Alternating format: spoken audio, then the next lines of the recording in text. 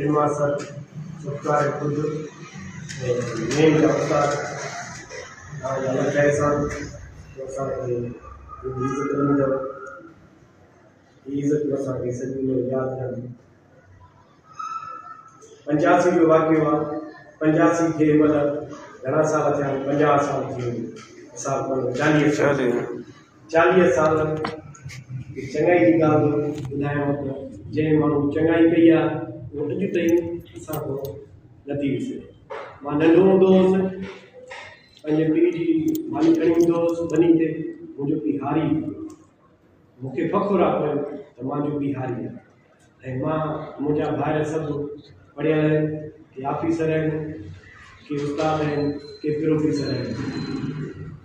जॾहिं मां मानी खणी ईंदो हुउसि जूनाने रोड सां, साईं अब्दुल सत्तार कुरैशी उस्ताद प्राइमरी हूंदो हो। जून महीनो हूंदो, झट थी गर्मी, मानी खणी वापसि ईंदो हुउसि। चवंदो कासवारी मिले त मां हुनखे चढ़ी अचां।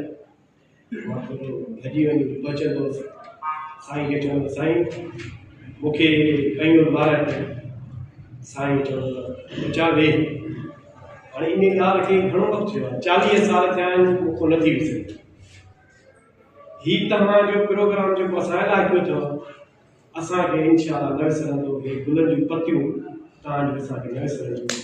हे गुलकार जी इज़तूं, हे साईं मोहम्मद साले जी इज़तूं, साईं इजाज़ जी इज़तूं, साईं शेख मोहम्मद जी इज़तूं, साईं माशूक जी इज़तूं, साईं हुतार जी इज़तूं असांखे न विसरंदियूं।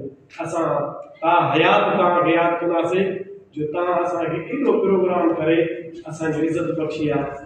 लख एहसान, लख थोरा, महिरबानी महिरबानी महिरबानी।